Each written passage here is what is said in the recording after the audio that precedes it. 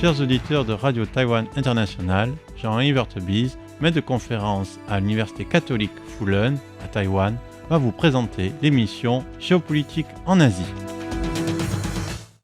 Chers auditeurs de Radio Taïwan International, RTI, bonjour pour ce nouveau podcast de notre émission Géopolitique en Asie.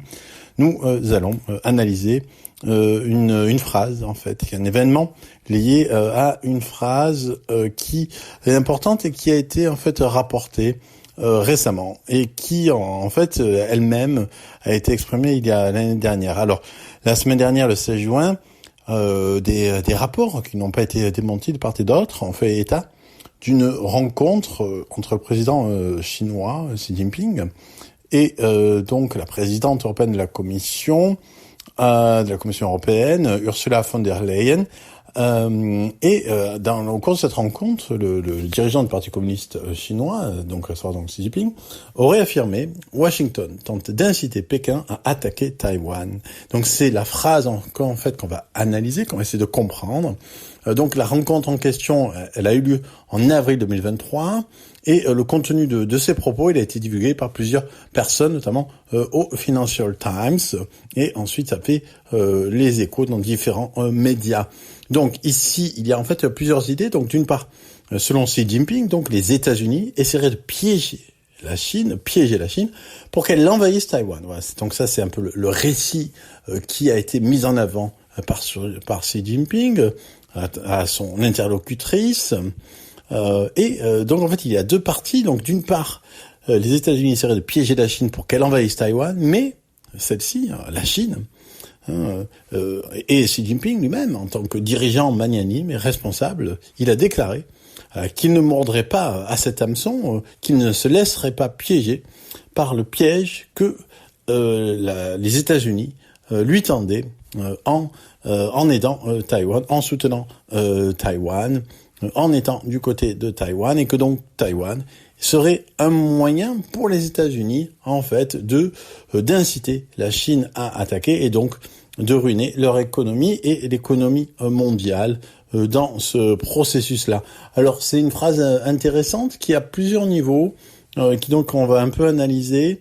Donc, c'est intéressant parce qu'elle dévoile on va dire une pensée de Xi Jinping sur quelque chose qui est extrêmement épineux, extrêmement important, donc la relation sino-américaine, la relation entre la Chine et le monde, et la sécurité évidemment de Formose.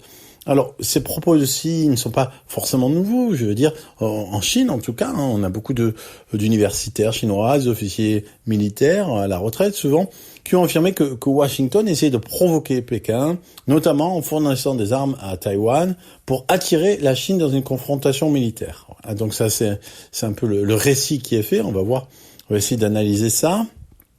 Et par exemple, s'exprimant devant l'Asia Society en janvier, Cui Tiankai, qui est l'ancien ambassadeur de Chine à Washington, il avait déclaré donc que la Chine ne tomberait pas dans le piège que quelqu'un pourrait nous préparer, dans une allusion évidemment à peine voilée aux États-Unis. On a compris donc ici donc quelque chose qui est dit par l'ancien ambassadeur de Chine. On voit que cette idée donc elle n'est pas simplement par un ancien ambassadeur, cette idée, elle est en fait quelque chose qui percole, si l'on peut dire, pour employer ce mot un peu technique, qui percole au plus haut niveau, puisque elle est reflétée dans les propos de Xi Jinping. Elle fait partie de la mindset de Xi Jinping, puisque la remarque de Xi Jinping, quand il a fait à von der Leyen, c'est la première fois en fait, donc il fait part de cette idée, un dirigeant étranger. Il a aussi dit lors de ce discours, en fait, d'une certaine manière, ce discours, il visait aussi à montrer la dangerosité des États-Unis et donc à prévenir l'Europe de la dangerosité des États-Unis et donc à obliger l'Europe, en fait, à se distancier des États-Unis. Évidemment, ça c'est l'aspect stratégique. Mais donc, il a dit Xi Jinping qu'un tel conflit avec les États-Unis détruirait de nombreuses réalisations de la Chine et compromettrait son avenir de grand rajeunissement d'ici 2049. Alors ici, c'est un peu paradoxal de dire ça, puisque justement, par ailleurs, Xi Jinping il a fait de la réunification avec Taïwan une des conditions de la réjuvénation de la patrie chinoise. Donc ici, il dit que donc à la fois la réunion avec Taïwan par la force nécessaire, c'est une réjuvénation, à la fois il affirme que les États-Unis veulent obliger la Chine à faire la guerre et que cela serait contraire à son plan de grand rajeunissement d'ici 2049. Donc il y a quand même ici une forme de contradiction qui est assez intéressante à noter. Et donc il y a plusieurs plans ici à analyser. Donc d'une part, ce qui est intéressant, c'est que on sait que la Chine, la Russie, on sait qu'ils diffusent des récits alternatifs, fausses nouvelles, récits complotistes. Et il semblerait ici qu'on soit face en fait à quelque chose qui montre que peut-être finalement ces pays qui diffusent ces fausses informations, ces récits complotistes, en fait peut-être que même ils y sont persuadés. C'est-à-dire qu'en fait c'est pas simplement des choses qui sont fabriquées pour nous faire croire à ça, c'est quelque chose qui témoignerait donc peut-être d'une réelle appréhension du problème, d'une réelle manière de voir le monde qui serait diffusée aux autres, non pas simplement du point de vue instrumental, mais en fait d'un point de vue en fait de quelqu'un qui y croit et qui veut montrer aux autres que c'est vrai. Donc c'est pas simplement le but, c'est pas simplement de rendre l'adversaire occidental confus, indécis, parce qu'il y a plusieurs versions des événements, plusieurs versions contradictoires des événements, plusieurs versions contradictoires des manières de lire le monde, et donc la Chine et la Russie lui proposent un typique. Et donc ici le but, c'est pas simplement ça, c'est ça aussi, mais c'est vraiment l'expression sans doute d'un réel sentiment. Et ici donc on a ce récit structuré par l'idée que Washington veut la mort de la Chine et qu'elle utilise Taïwan comme une monnaie d'échange et comme un chien de paille. Voilà, donc ça c'est un peu ce grand récit qui paraît en fait assez étrange, assez mythique, assez mythologique. Même si évidemment il peut être alimenté, on va dire corroboré dans l'imaginaire de tous ceux qui pensent sur un point de vue un peu complotiste, on va dire, même si là le mot il est un peu facile, qui en fait que tous les conflits dans le monde, ils ont pour but que d'alimenter le complexe militaro-industriel américain. Donc ça c'est une grande théorie, c'est une hypothèse en fait qu'on utilise un peu pour tout. Ça permet d'épater les copains et de briller sur YouTube. Mais bon, en fait, dans ce cas-là, Washington apparemment veut quand même éviter la guerre. Elle sait que la guerre serait un coût extraordinaire et le complexe militaro-industriel, aujourd'hui, c'est pas lui qui a les premières cotations boursières, c'est Apple, c'est TSMC et c'est Nvidia. Donc il est pas sûr que et ce sont des valeurs qui seraient profondément affectées par une telle guerre. Il est pas sûr que le complexe militaro-industriel soit la seule porte, on va dire, d'entrée de compréhension de l'économie américaine, même si ça fait toujours son petit effet.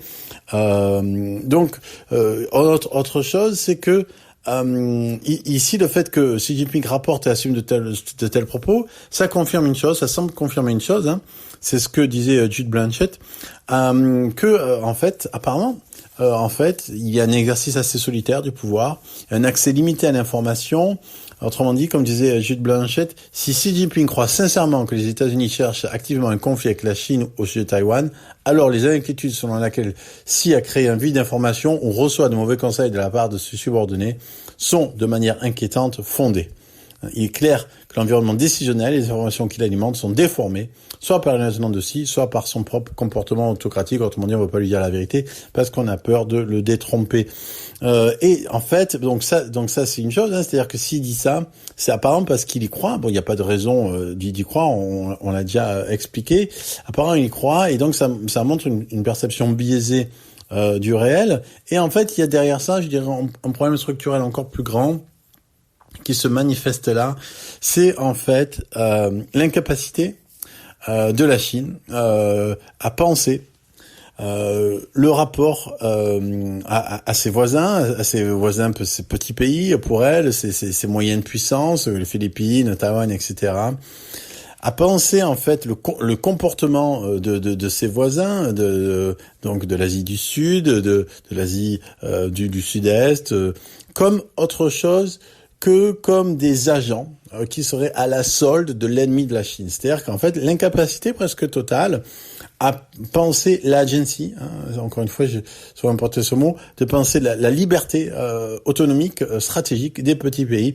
Les petits pays sont capables de prendre leurs décisions eux-mêmes, ils ont des volontés elles-mêmes, et il faut pas croire que tout ce que fait le Japon, les Philippines et Taïwan est simplement téléguidé par les États-Unis. Non, les pêcheurs philippins qui ne peuvent pas pêcher du poisson, c'est pas pour le bien des États-Unis, ça finit dans leur assiette. Donc, mais bon, ça fait partie de ce récit complotiste qui vise en fait toujours à créer un ennemi surpuissant qui connaît tout, qui sait tout, qui dirige tout, et on va tout expliquer en fabriquant cet ennemi, voilà, imaginaire, incroyable. Mais bon, en réalité, CIA, la FBI, tout ça, ils ont aussi, les États-Unis, ils ont aussi des limites. On a vu les limites de la puissance américaine ou même de l'Occident, les attentats du 9 septembre, le retrait d'Afghanistan, l'invasion de l'Ukraine, l'enrichissement en uranium de l'Iran et de la Corée du Nord. Tout ça montre que finalement, c'est pas les États-Unis ni l'Occident qui vont complètement quitter les guides. Tout ce qui se passe dans le monde.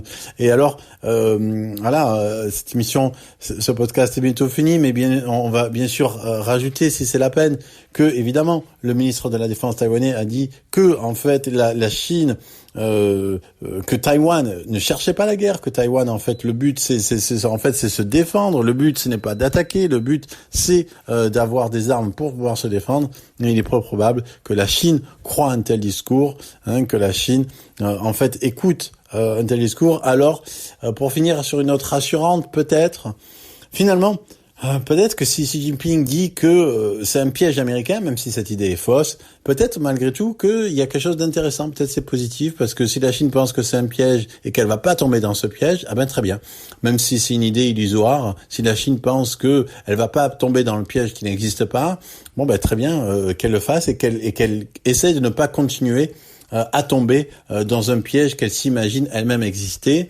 Donc si la Chine arrive à résister à ce soi-disant piège, et si la Chine ne fait pas donc comme la Russie, puisque la Russie aussi, dans son seul récit, aurait été piégée par l'OTAN, mais apparemment la Chine est un peu moins futée que la Chine, puisque la Russie est tombée dans le piège de l'OTAN, mais la Chine, espérons en tout cas pour elle, même si ce récit est un peu bizarre, un peu paradoxal, espérons pour elle qu'elle saura ne pas tomber dans ce piège-là. Voilà, en vous remerciant pour votre attention. C'était Jean Evertebise dans son émission Géopolitique en Asie pour RTI.